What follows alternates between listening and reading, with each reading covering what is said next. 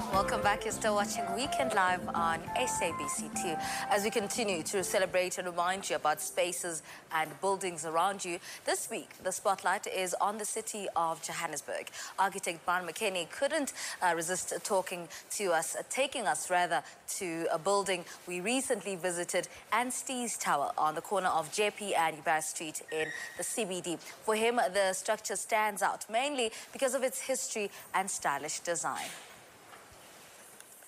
It was built in 1936 for the Anstey's department store, and the concept of the building was that you had a very slick department store downstairs, which would probably be comparable to Harrods or Harvey Nichols in London. And then there were 4 levels of this sort of luxury shopping, and above that there were offices for the department store, which was Norman Anstey and Company. And then above that, which is 7th floor all the way up to 16, were these very, very lavish penthouse-style apartments.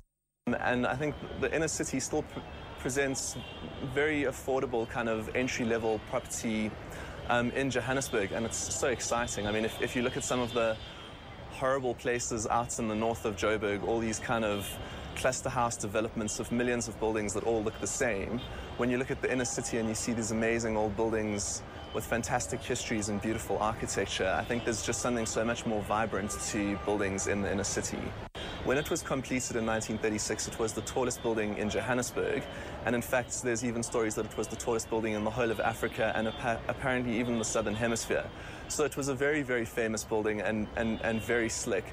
And the massing of the building, it actually steps back like a ziggurat, which is quite typical of Art Deco buildings.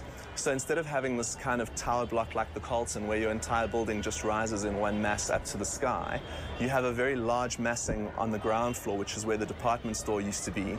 And then as it goes up to the sky, it kind of sets back, almost like this building is kind of peeling back as it kind of towers up into the sky like a rocket. It has decayed over the years, and I think a lot of that was due to a lot of capital flight out of the inner city in the early 1990s, when big corporates and people with money left the city for the northern suburbs.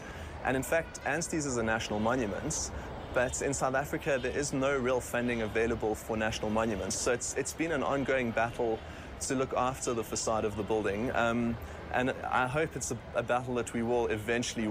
You know, in deco architecture they used a lot of chrome and brass and glass and marble.